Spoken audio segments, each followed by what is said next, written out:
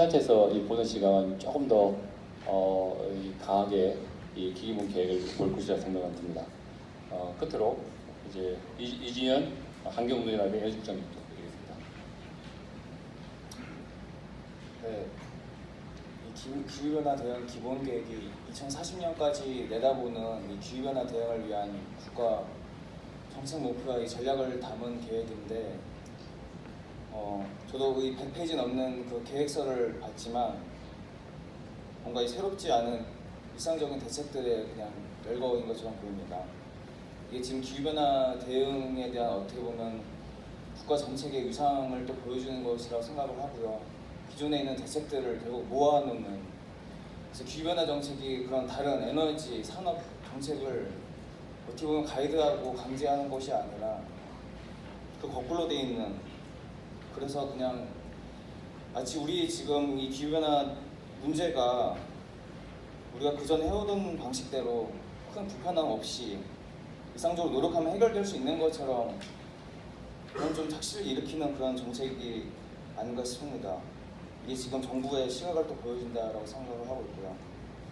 그래서 뭐 지금의 기후 위기가 온도가 뭐 약간 오르고 한라산에 있는 어떤 식물이 멸종하고 이 정도의 그냥 지금 위기로 바라보고 있는 것 같은데, 근데 지금 과학계가 계속 거듭해서 보여주고 있는 것들은 너무 다릅니다. 상황이 그렇게 낙관적이지 않고 시간이 지금 부족하다라는 것이 지금 이 과학계의 경고인데, 이 과학의 메시지와 이 정치 또는 이 정책이 담아낼 수 있는 이 간격이 점점 벌어진다라고 생각을 합니다. 기후 관련 자연재난이 지금 30년 동안 오늘날 5배가 증가했고요. 기후변화로 인해서 지금 역사상 5번째 멸종이 있었다고 하던데 6번째 대멸종이 시작됐다라는 또 진단도 나오고 있습니다. 그래서 지금 앞서 우리 목표에서도 1.5도 이런 파리협정의 목표를 얘기했지만 지금도 온실가스가 줄지가 않죠. 지금도 늘어나고 있는데 1.5도를 할 수 있는, 그나마 그런 게 꼽을 수 있는 시간이 뭐 10년 정도밖에 남지 않았다는 것이 또 분석입니다. 그러니까 이거는 뭐 어떤 몇 가지 생물들의 멸종이 아니라 이거는 아예 뭐 경제라든지 일자리를 하고 싶어도 뭐가 이게 지구가 있어야지 뭐 돈도 벌고 일자리도 있을 텐데, 아예 우리 아예 존재론적 이런 지금 위기에 처해 있다는 것들이 이런 기후변화 대응 계획에서 이런 전망이라든지 기본 시각이 저는 너무 좀 안일하게 담겨있다. 그래서 그 안일한 시각 때문에 대책도 역시 그냥 기존에 해왔던 일상적인 대책들을 그냥 반복하고 있다고 일단 생각이 듭니다. 앞서 그 정부 발표에서 많이 들었던 얘기는 기존에 우리가 세웠던 온실가스 감축 목표 달성을 실패했다라는 얘기였습니다.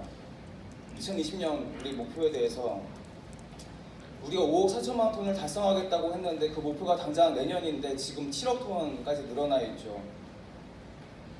그것이 지금 정책, 그 목표 달성의 실패는 결국 저는 정책의 실패 때문이라고 생각을 하는데, 그 다음에 그렇게 온실가스가 목표와 이탈해서 늘어나고 있음에도 지금까지 그 정부가 그거에 대해서 전혀 점검하거나 제재하지 못했다는 거죠.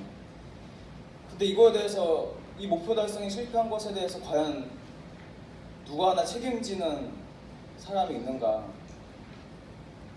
그 다음에 오늘 많은 전문가들도 왔지만 이 정책 설계에 관여했던 전문가들은 과연 이 책임으로부터 자유로운가? 저는 이 문제도 한번 짚고 싶습니다. 아까 온실가스 배출 증가율이 둔화됐다고 했는데 지금 매우 높은 수준에서 좀 둔화된 것이고, 아직도 이게 지금 감소세로 언제 돌아설지도 지금 정부가 전혀 제시를 하고 있지 않습니다. 정점이 언제고 언제 감소세로 돌아설지에 대해서 과연 올해는 저는 그래서 그 정점으로 만들 수 있는 것들도 제시를 해야 된다고 생각하고요. 뭐 파리협정의 목표 달성을 위해서 지금 2030년 목표 또는 지금 이제 내년까지 2050년 목표 비전까지 제시해야 되는 입장인데, 아까 2030년까지 5억 3천만 톤의 목표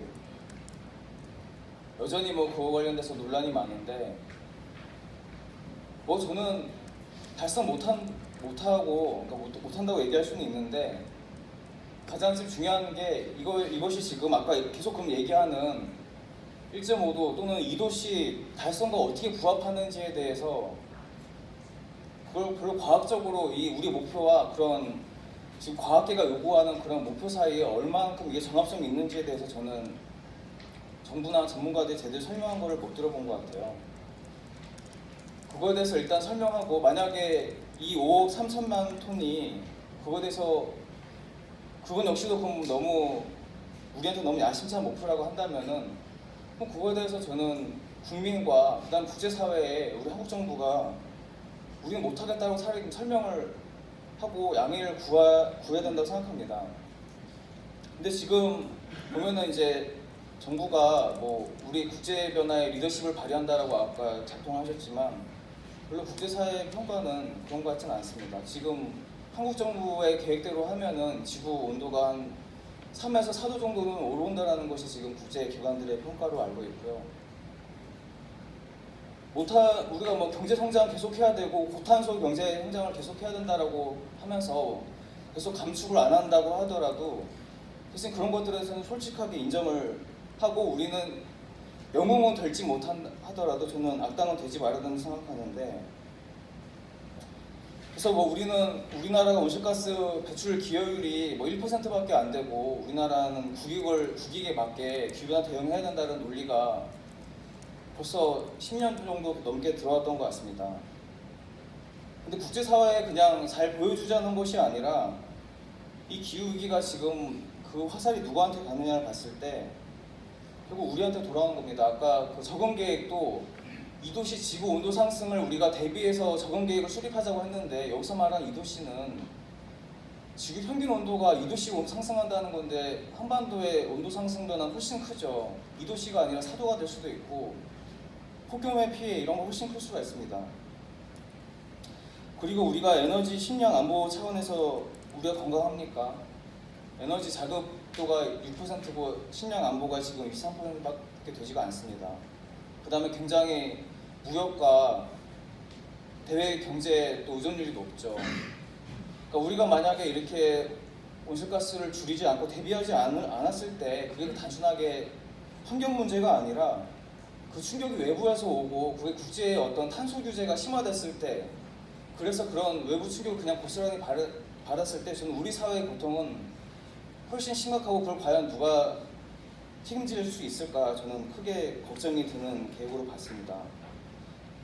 그래서 그런 국익 프레임도 저는 누구를 위한 국익인지에 대해서 다시 묻고 싶고, 이게 지금 우리나라의 그 상위 20대 기업들이 지금 배출하는 온실가스가 우리나라 전체 국가 배출량의 57%를 차지하는 것으로 저는 통계에서 봤습니다. 그래서 이렇게 그냥 경제가 어렵다라고 하고 하면서 그냥 기업들에게 그냥 마구 자유롭게 그냥 배출할 권리를 계속 이렇게 인정하는 것이 저는 과연 타당한 것인지 묻고 싶고요. 뭐 시간이 많지가 않으니까 그래서 지금 뭐 미세먼지 대응이든 이 기후변화 대응이든 항상 이 전 사회적인 공참이 필요하다고 하지만 항상 이런 계획들 수립했을 때 보면 항상 이 소수의 관료들, 그냥 전문가들 모여가지고 공청회하고 항상 통과하는데, 저는 이게 아까 얘기한 것은 환경부만의 계획이 아니죠. 그래서 이거에 대해서 저는 그 다음에 아까 말한 것처럼 기후변화 지금 컨트롤 타워라든지 이게 지금 계획들을 강제할 수 있는 그런 게 없습니다. 그 다음에 기후변화 대응법 2017년에 발의가 됐지만 국회에서 이거 논의가 되고 있습니까? 계속 2년 넘게 지금 계속 잠들어 있고, 그래서 저는 이 기후변화 관련된 훨씬 더 그런 강력한 상위 법 체계를 제정을 해야 되고, 이런 일회성 그냥 계획이 아니라 정말 이 다양한 당사자들이 참여할 수 있는 이 기후 위기를 극복할 수 있는 그런 범사회기구를 만들어서 이거에 대해서 정말 기후 위기를 타개할 수 있는 그런 논의를 해야 된다라고 생각을 합니다. 이상 마칩니다.